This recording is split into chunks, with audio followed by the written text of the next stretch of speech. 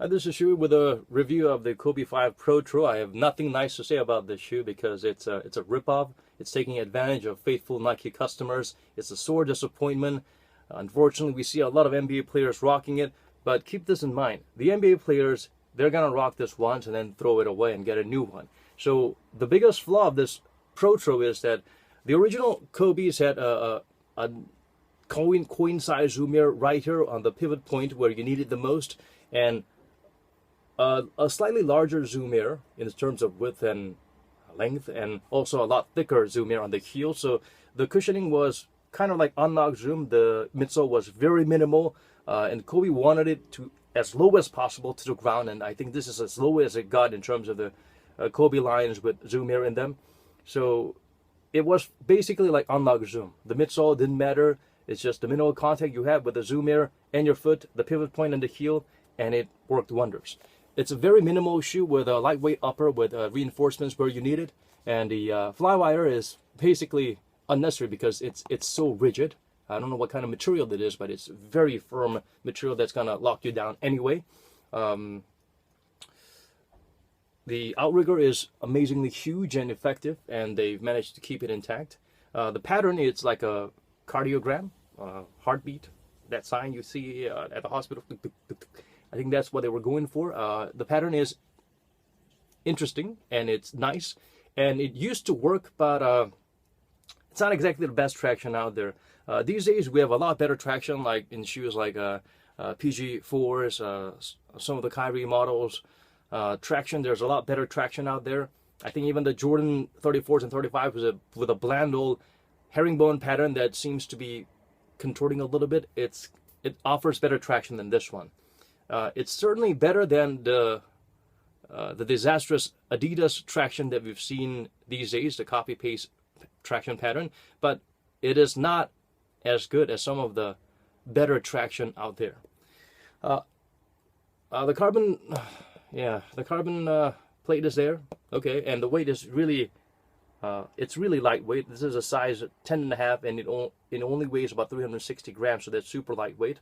For the fit, the original, I had the problem with the fit because this part was just chewing up my pinky toe and the joint area. And I went up half a size for the originals, and I bought like a dozen of them, and I had to throw them all away or sell them because it just killed me. The toe box area is flat and nice, so it provides a secure lockdown.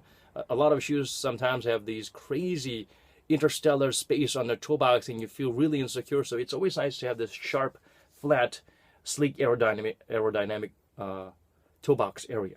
But the same applies here. It's really narrow, so I should have went up a whole size for the original Kobe's, and for this one, yep, I went up a whole size, and that actually works. And I could even go up a size and a half. That's how narrow the shoe is. So that's something you want to keep in mind. Unless you have super narrow banana-like feet, you need to go up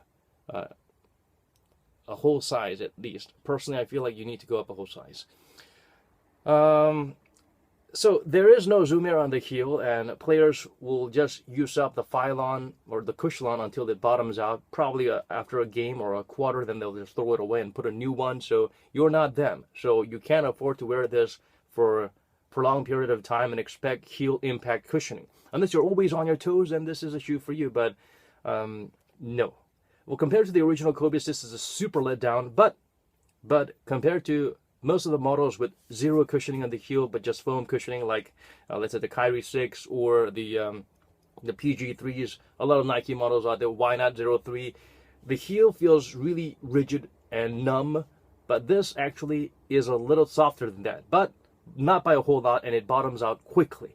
So if you can afford to wear it once and throw away, by all means. But if you're actually gonna wear this for more than just a couple of quarters, yeah, you need some other shoe. You probably don't want to wear this for your basketball outings unless you're always on your toes.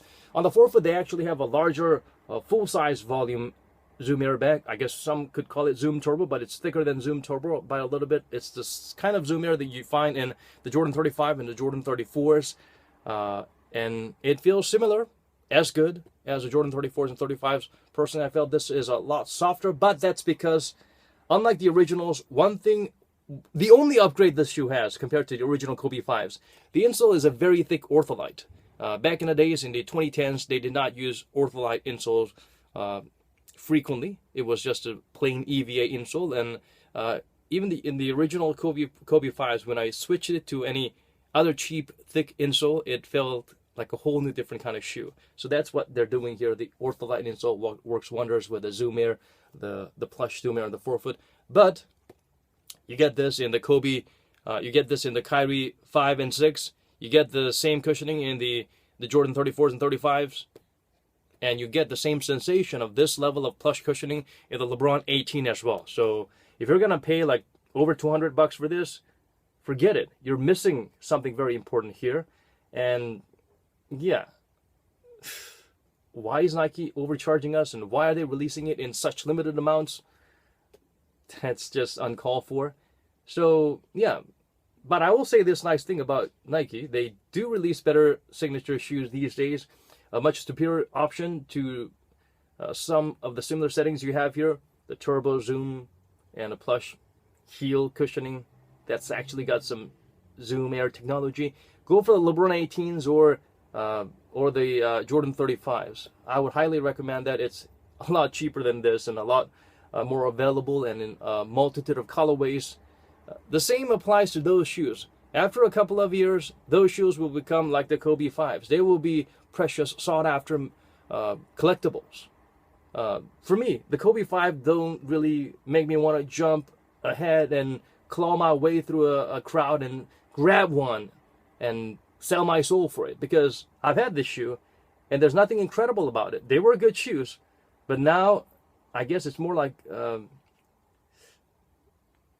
different added type of hype to it, also because of the passing of Kobe Bryant perhaps, but more so because of that. Shouldn't Nike be releasing more of these shoes and actually implement, well, the same kind of technology that they used to have in the originals? At least don't take a step back. If you want to call this the protro, you need to actually maintain what you have and then add something to it, instead of taking something out entirely, like the heel Zoom Air, which I think is a very important element.